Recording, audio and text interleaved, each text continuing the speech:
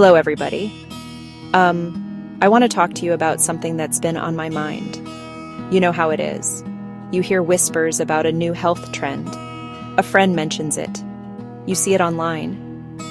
Suddenly, it's everywhere. For me, that something was apple cider vinegar. People were talking about it for everything from better digestion to glowing skin. I heard so many stories, so many claims. It made me wonder, could this simple, old-fashioned remedy really make a difference? I've always believed that our wellness journey is our own. It's about listening to our bodies and trying things that feel right for us. So, with a healthy dose of curiosity, I decided to see for myself. The journey began, as many do, in a grocery store. I stood there in the aisle, looking at all the bottles. The first night arrived. I stood in my kitchen, feeling a little bit of apprehension. The moment of truth was here. I opened the bottle of apple cider vinegar. The smell hit me immediately. It was strong, pungent. Fermented apples. A very sharp, sour scent filled the air around me. I knew from my reading I could not drink it straight. That would be far too harsh. The key was to dilute it. I measured 1 tablespoon of the cloudy amber liquid. I poured it into a large glass of warm water. I swirled it, watching the mother float like a little cloud. Taking a deep breath, I brought the glass to my lips. The first sip was an experience. It was incredibly sour, even diluted. The taste was as strong as the smell. My lips puckered and my eyes watered a little. It wasn't pleasant, I'll be honest. On the second night, I approached the bottle with a little more confidence. I knew what to expect this time. The smell was still strong, but it wasn't as shocking as the first night. I measured out my tablespoon of apple cider vinegar. I mixed it into my glass of warm water. Remembering the intense sourness from the night before, I decided to try a new trick. I added a small spoonful of raw honey to the mixture. I stirred it until it dissolved. The sweetness didn't completely hide the sour taste, but it balanced it beautifully.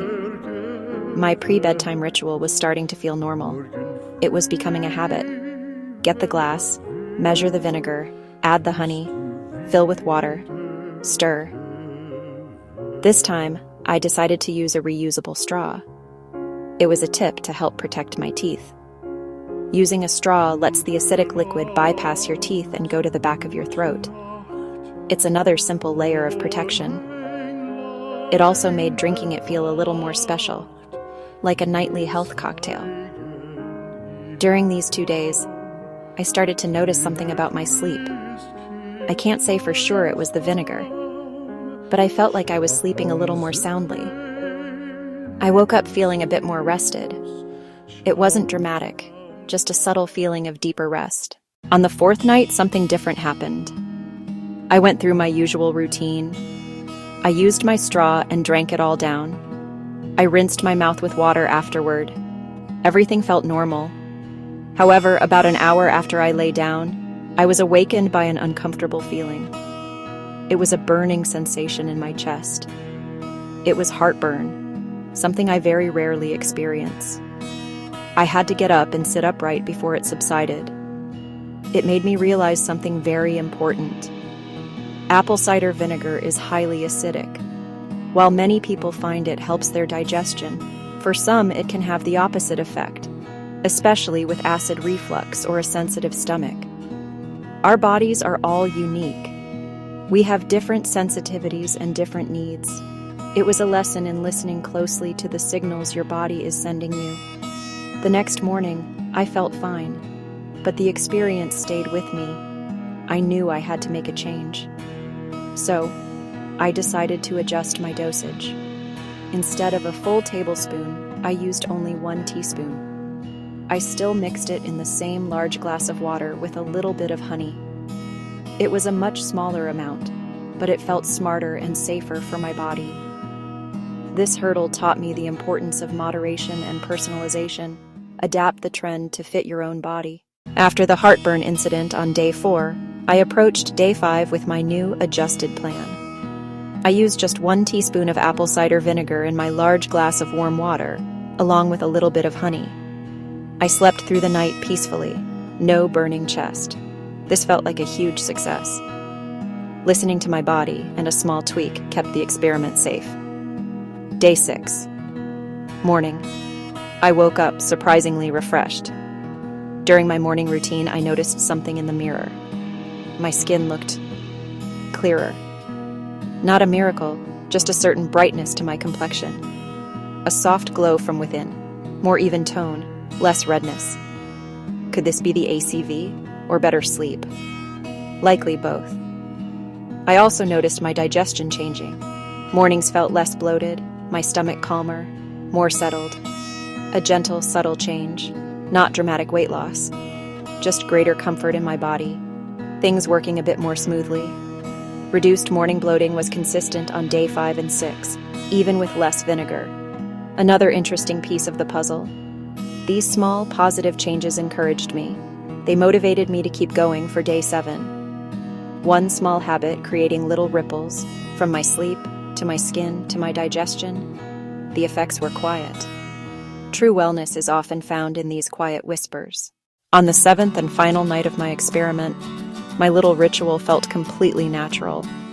I mixed 1 teaspoon with honey and warm water, sipped it through my straw, and rinsed my mouth. Simple. Easy.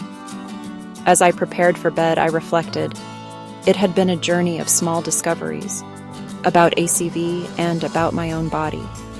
I woke up on the 8th morning feeling rested and clear-headed. The initial shock of the taste, the discovery of adding honey, the unexpected setback with heartburn, subtle shifts in sleep and skin. A full experience. It wasn't a magic potion, but it was something. A step toward being more in tune with my body. Research is growing but often small. Acetic acid may improve insulin sensitivity and lower blood sugar after high-carb meals. It's promising, but not a replacement for medical care. Some studies suggest increased fullness and modest weight changes over weeks. Not dramatic. Think supportive, not standalone. Vinegar is antimicrobial and acidic. Interesting, but more high-quality human research is needed. Start small. 1 teaspoon in a large glass of water. Work up to 1 tablespoon if tolerated. Never exceed 2 tablespoons per day. Not for everyone. Low potassium, osteoporosis, acid reflux, ulcers, or certain meds like diuretics and diabetes heart drugs. Talk to your doctor first. Morning or night. The best time is the one you'll be consistent with. Pills and gummies vary in sugar and dosage. Red labels. I prefer the liquid, simple, predictable. Think of ACV as a helper, not a hero. Start small, dilute, use a straw, rinse, and listen to your body.